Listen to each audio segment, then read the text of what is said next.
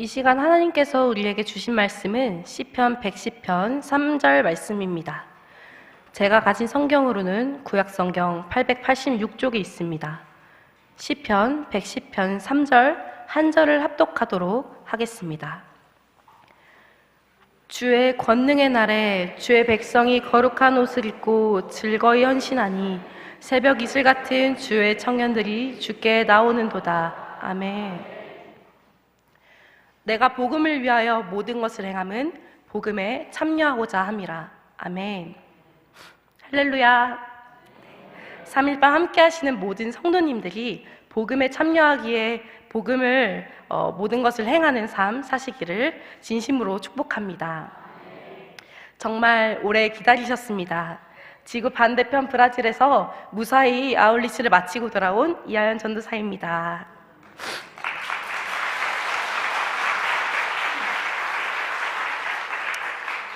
지난 주일에 도착해서 지금 한 4일 정도의 시간을 가지고 이 자리에 서게 되었는데요. 한국과 12시간 또 13시간 차이 나는 곳에 있다 보니까 아직까지 시차 적응하는데 조금 어려움이 있습니다. 그래서 지금 저녁 7시 정도 됐는데 지금이 이제 제가 눈이 이렇게 번쩍 떠지는 시간이더라고요. 그래서 좀 말똥말똥한 상태로 설교를 할 수 있을 것 같습니다. 이렇게 어려움을 겪고 있지만 그래도 저의 작은 어려움보다 더 큰 하나님의 은혜를 경험하고 성도님들께 나눌 수 있게 되어서 감사한 마음을 가지고 있습니다. 말씀을 나누기에 앞서서 저희 브라더 팀이 브라질에서 어떻게 하나님의 사랑과 은혜를 경험했는지 자랑하고 싶습니다. 사진을 띄워주시면요.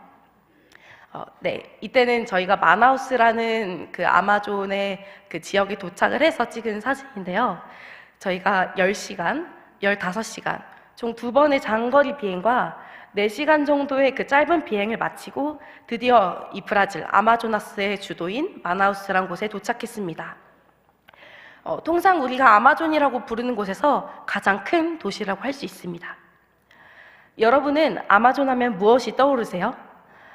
몇 년 전에 아마존의 눈물이라는 다큐도 있었는데 그때 그 프로그램도 저는 생각이 나고 또 정글, 뭐 핑크 돌고래, 피라냐 이런 것들이 저는 주로 생각나는 것 같습니다. 어쨌든 마나우스에 도착한 팀원들의 말에 의하면 정말 그 비행기를 타면서 엉덩이가 사라지는 것 같았다고 하는데요. 저도 그 엉덩이가 사라지는 것 같은 것을 경험을 했습니다. 정말 아팠습니다. 저 또한 그렇게 힘들게 도착을 했는데 사실 여기서 여정이 끝이 아니었습니다. 사진을 또 띄워주시면 네, 저희 맨 앞에 이렇게 왼쪽에 있는 것이 바로 전데요. 정말 너무너무 피곤해서 그 이제 대절한 버스를 타자마자 다들 이렇게 깊이 골아 떨어진 그런 모습입니다. 이 버스를 타고 바우사라는 그 짐이나 차를 실어 나르는 그런 배를 2-3번 더 갈아탄 뒤에야 선교센터가 있는 아우타제스라는 그런 지역에 도착할 수 있었습니다. 가는 데만 50시간이 넘게 걸리는 여정 속에서 저는 한 가지를 깊이 깨달았습니다. 나에게 복음이 전달되기까지 얼마나 많은 수고가 있었을까? 그리고 또 얼마나 오래 걸렸을까?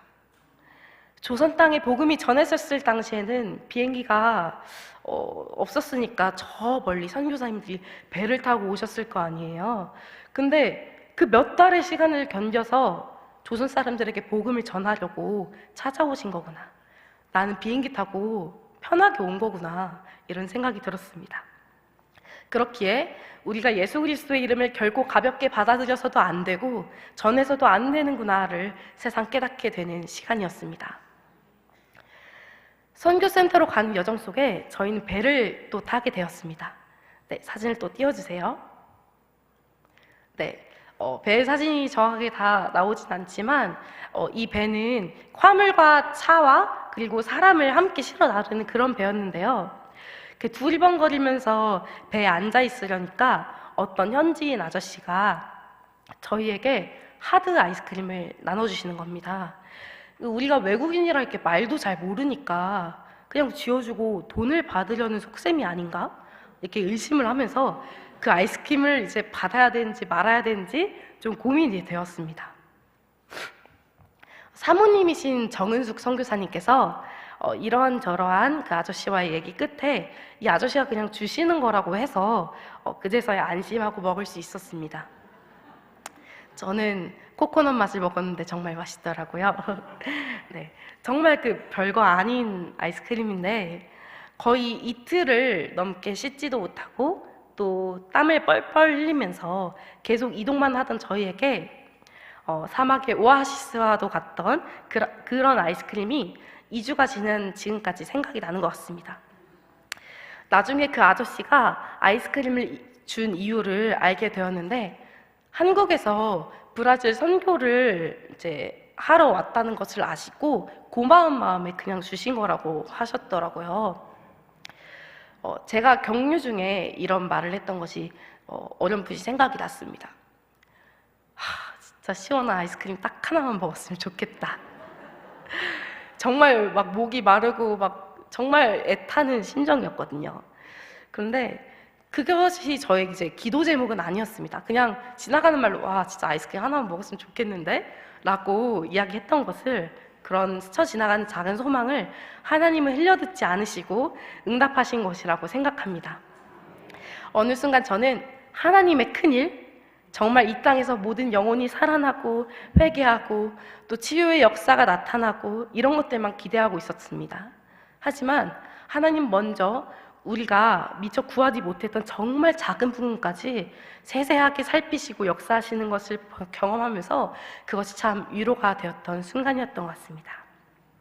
네, 사진을 또 띄워주시길 바랍니다. 선교센터에 도착하자마자 그 다음날 바로 배선교 사역을 나가게 되었습니다. 까누멍이라는 강 유역을 따라서 이제 곳곳에 있는 마을들을 찾아가서 그곳에 있는 인디오들과 함께 예배하고 왔습니다. 네, 또 넘겨주세요. 네, 지금 깔깔거리면서 짐을 옮기고 있는 모습입니다. 네, 넘겨주세요. 네, 아이들의 환한 웃음과 뭘 해도 좋아해주는 그 순수함에 마음이 좀 감동이 되는 순간들이었는데요. 이제 또 한번 넘겨주시면 우리 아이들의 얼굴이 나옵니다. 네, 이렇게 저희가 풍선을 직접 배 안에서 만들어가지고 그 아이들에게 나눠줬습니다. 정말 저를 비롯하여 많은 팀원들이 한 가지 마음에 깊이 담아둔 그런 인디오들의 모습이 있었는데요. 그것은 바로 한 말도 빠짐없이 모두가 깨끗이 씻고 가장 좋은 옷을 입고 예배의 자리에 나왔다는 것입니다. 하나같이 다 젖은 머리로 이제 다 이렇게 머리 감고 나면 머리가 막 다 젖잖아요. 물 뚝뚝 떨어지고 이제 거기에다 그냥 이 수건을 이렇게 하지도 않고 그냥 이렇게 빗질만 하고 이제 옷을 갈아입고 그렇게 온 거예요. 그런데 이 다 젖은 머리에 등에는 이렇게 물이 촉촉히 젖어드는데 기분 좋은 샴푸 향기가 났습니다. 이렇게 한 사람 한 사람 악수하면서 이렇게 안아주면서 이제 인사하려고 보니까 제 자신이 너무너무 더러워서 미안한 마음이 너무 들었습니다. 저희가 한국도 그때 참 더웠다고 하는데 저희도 이제 그 마나우스라는 곳이 아우타제스라는 곳이 이제 34도, 35도, 36도 그렇게 올라가는 정말 무더위 속에서 저희가 그렇게 사역을 진행했거든요. 근데 그런 무더위 속에서 에어컨도 없이 그렇게 배 타고 왔다 갔다 하다 보니까 땀이 너무 나고 완전 그 흙먼지를 이렇게 막 뒤집어 쓰고 그렇게 이렇게 마을을 돌아다니면서 이제 예배를 했습니다. 정말 땀에 선크림이 녹고 이 찝찝하고 냄새가 나는 그런 데가 이 아이들을 안아줘도 될까? 우리를 더러워하지 않을까? 우려와는 달리 그 아이들도 우리를 기쁜 마음으로 안아주고 인사해줬습니다. 하나님은 다시 한번 저를 때묻은 죄인 그리고 더러운 죄인임을 자각하게 하셨습니다. 망각하지 않았습니다. 네, 자각하게 하셨습니다. 평소 나의 예배의 태도는 어떤지, 그리고 또 나는 이들처럼 가장 깨끗하게 가장 좋은 옷을 입고 예배의 자리를 사모했나? 하나님을 그토록 갈망했나? 회개하게 되었습니다. 그리고 하나님을 향한 순수한 사랑, 때묻지 않은 그 마음들을 통해서 하나님을 향한 저의 마음을 되돌아보게 하셨습니다. 2박 3일 동안 배를 타는 내내, 이 마을에 가서 사역하는 내내 저희는 더위와 부족한 체력의 한계를 느꼈습니다. 아마존 강 한가운데서 어떤 걸 기대할 수 있을까요? 에어컨은커녕 선풍기도 없어서 가만히 앉아서 이렇게 밖이나 바라보는 것이 그나마 괜찮은 방법이었습니다. 그러다가 이제 하나둘씩 이런 기도를 하기 시작했습니다. 하나님, 제발 바람을 주세요. 정말 다들 지쳐가지고 큰 소리도 못 내고 하나님 제발 바람을 주세요 이렇게 속삭이는데, 정말 신기하게도 그렇게 기도를 하자마자 바람이 살랑살랑 불었습니다. 그렇게 소소하게 하나님의 은혜를 맛보기도 했습니다. 네, 또 사진 띄워주세요. 아웃다제스의 마지막 사역은 선교센터에서의 연합예배였습니다. 인근의 마을에서 선교센터까지 예배하기 위해서 많은 이들이 모였습니다. 하나님이 그 예배 가운데 어떤 마음을 주셨냐면, 말이 통하지 않고 어쩌면 예배의 형식조차 우리랑 조금 다를지라도 이곳에 모인 우리 모두는 동일한 하나님께 동일한 마음으로 예배하고 있구나. 하나님을 예배하는 것 단 하나의 목적 외에는 아무것도 필요하지 않구나. 그리고 그 예배를 기뻐 받으시는 하나님이 느껴지는 순간이었습니다.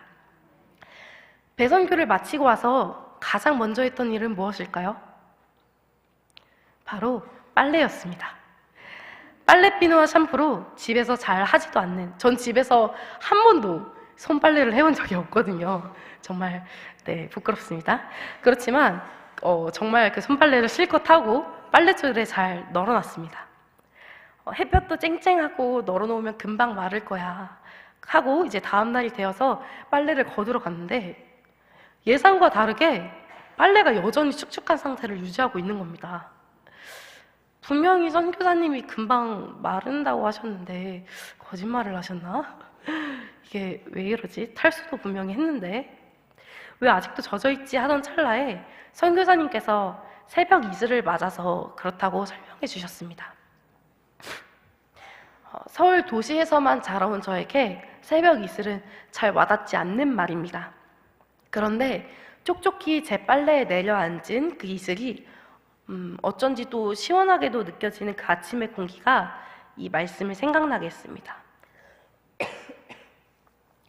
네, 오늘의 본문 말씀을 다 같이 읽겠습니다. 주의 권능의 날에 주의 백성이 거룩한 옷을 입고 즐거이 헌신하니 새벽 이슬 같은 주의 청년들이 주께 나오는도다. 아멘. 새벽 이슬 같다는 말은 혼탁하고 절망적인 시대에 소망을 주는 존재를 말합니다. 지금 브라질도 건기여서 비가 거의 오지 않는데요. 그래서 아마존 강의 수위가 한창 낮아지고 있을 때입니다. 이 말씀의 배경이 되는 이스라엘도 건기와 우기로 나눠져 있는데요. 건기의 이스라엘. 제가 작년에 또 이스라엘을 가봤는데, 그 이스라엘에 또 건기 때 가봤는데 정말 이 광야, 이 사막이라는 것이 얼마나 황폐한지 제가 눈으로 보고 왔거든요. 근데 그것처럼 정말 황폐해져만 가는 그 땅에 매일 새벽 내리는 그 이슬, 마른 땅에 소망을 주는 그 이슬은 정말 단비와 같습니다. 그리고 그 이슬은 맑고 투명합니다. 주의 백성이 입는 거룩한 옷은 맑고 깨끗함, 성결한 삶 그 자체를 말하는 것입니다. 주님의 거룩한 옷을 입은 청년들이 이 시대의 마지막 소망이라는 것입니다.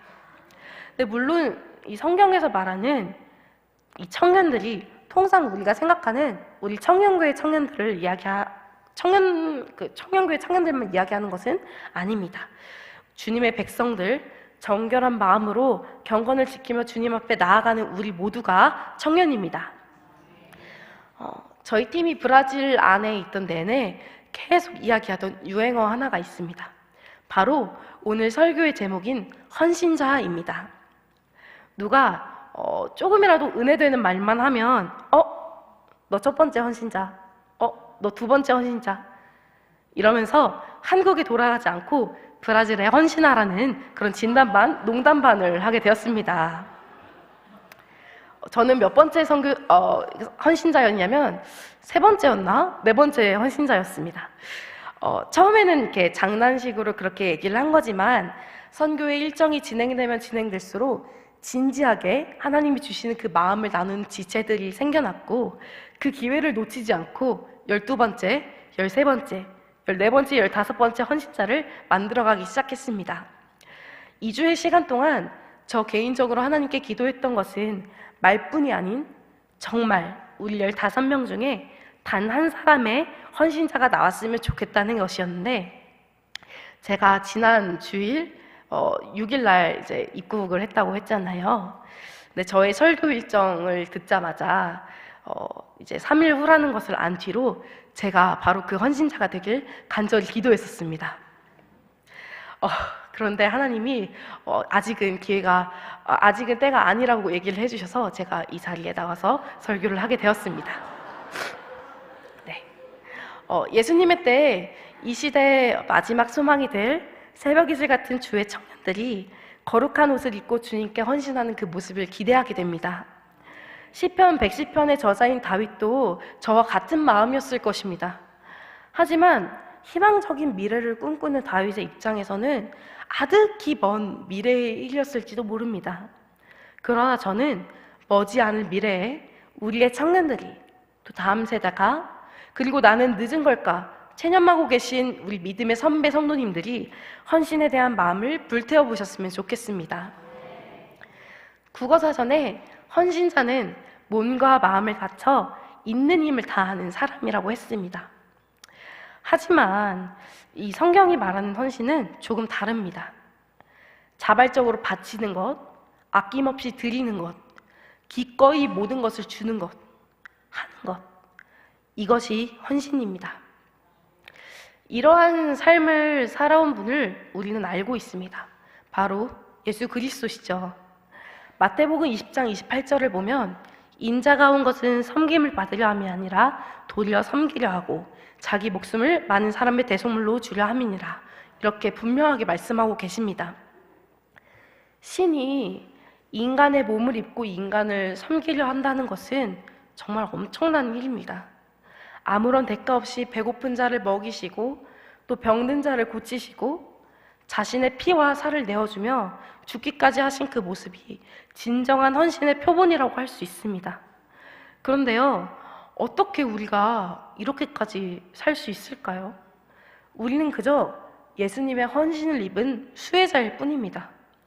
그것에 감사하는 것, 이것이 바로 우리가 대속을 받은 자로서의 헌신입니다. 제가 이제 20살 때 선교사가 되겠노라 주님께 헌신을 하고 나서 저에게 늘 기쁨과 감사가 넘치는 삶만 있었는가? 그렇게 이제 하면 그건 또 아니었습니다. 예수님이 보여주신 헌신을 생각하면 내가 하는 헌신은 정말 보잘것없이 초라해서 자신이 없어지기도 했습니다. 이 시대를 살아가면서 헌신하기란 참 쉽지 않습니다. 저도 요즘 젊은 세대에 속하는 그런 사람이지만 이제 어른들이 말씀하시기를 요즘 젊은 사람들은 좀 간절함이 없다. 그리고 죄송합니다. 그리고 또 끈기가 없다라고 합니다. 처음에는 그 말에 되게 반발심이 많았습니다. 괜히 이렇게 제가 이렇게 몸살 감기에 걸려가지고 살짝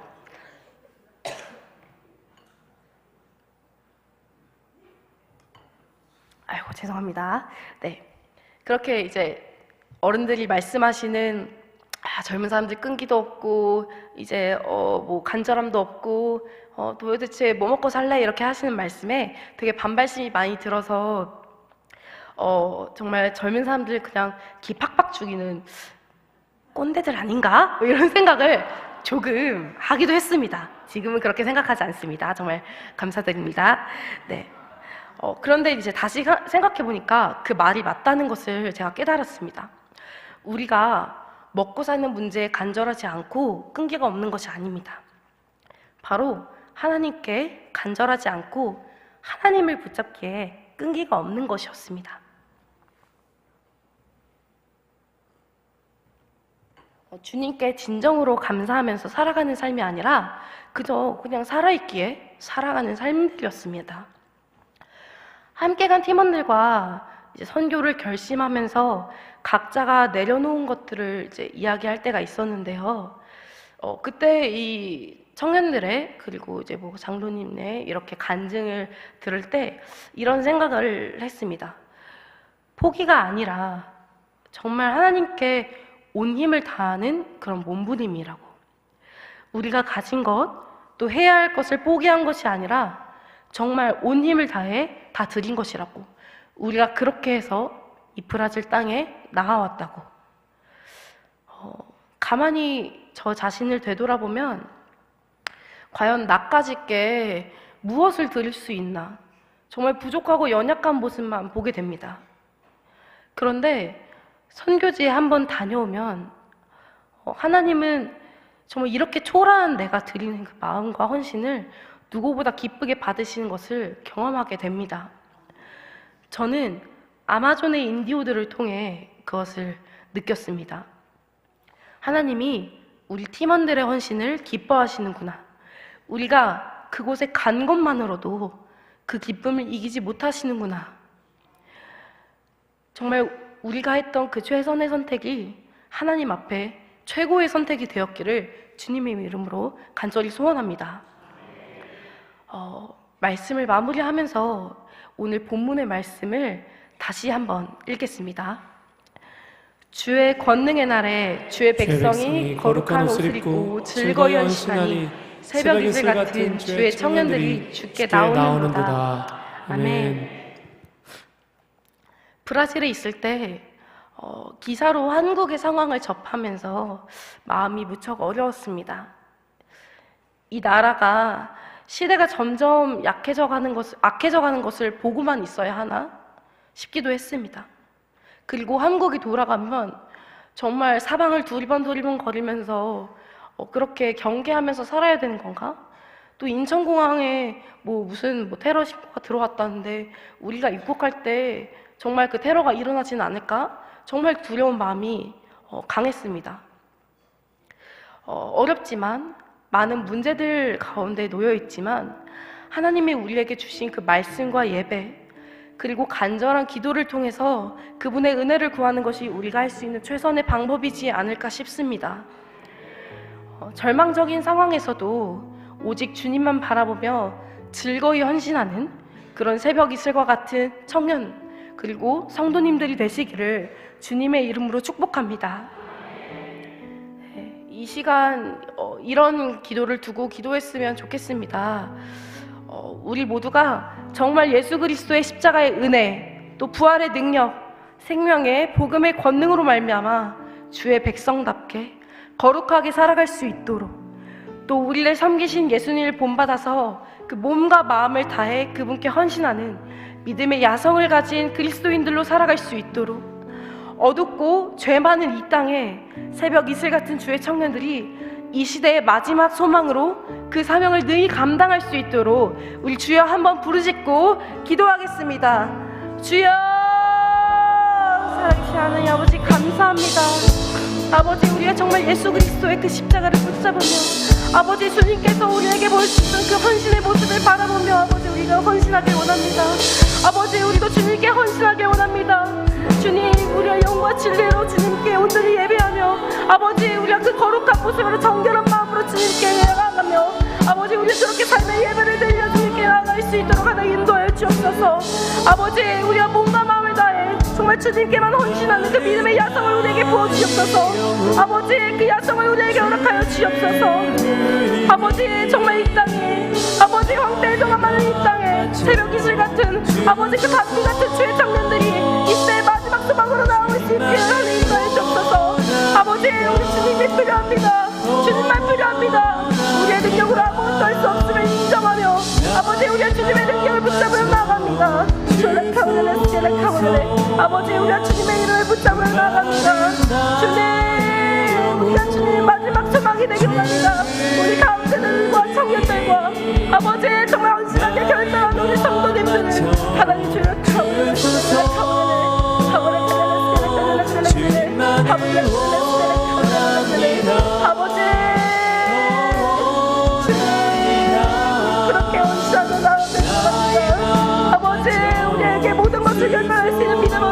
주시옵소서. 아버지, 우리가 모든 것을 이름으로 나눠주시옵소서. 주님,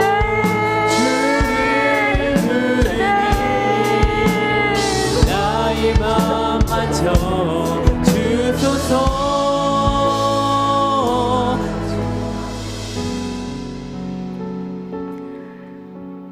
사랑의 하나님, 감사합니다. 죄 많은 우리를 위해 헌신하신 그 아들 독생자 예수를 우리에게 보내주셔서 참으로 감사합니다. 받은 은혜가 너무나도 크지만 정말 대가 없이 한없는 사랑으로 우리를 품어주시고 우리를 주의 백성 삼아주심에 감사합니다. 이제 우리가 주님께 헌신하길 원합니다. 주님이 낳고 그 천한 자리에서 가난한 자, 병든 자를 섬기셨던 것처럼 우리도 주 예수님을 섬기길 원합니다. 우리의 열심이, 우리의 열정이 온전히 주님만 향해 있길 소망합니다. 상황과 환경에 구애받지 않고 정말 거룩한 몸부림으로 주님께 전부를 드리길 원합니다. 작은 연약한 몸짓에 불과할지도 모르지만 그마저도 기뻐 받아주시는 주님을 찬양합니다. 주님, 주님께 헌신하는 새벽 이슬 같은 청년들이 일어나 어두운 세상을 환하게 비춘 등불이 되길 소망합니다. 다음 세대의 주역들이 깨어나 주님께 즐거이 기쁨으로 헌신하겠다고 결단하는 그 믿음의 야성을 부어주시옵소서. 이 모든 말씀 살아계신 우리 주 예수 그리스도의 이름으로 기도드립니다. 아멘. 하늘에 계신 우리 아버지, 아버지 이름을 거룩하게 하시며 아버지의 나라가 오게 하시며 아버지의 뜻이 하늘에서와 같이 땅에서도 이루어지게 하소서. 오늘 우리의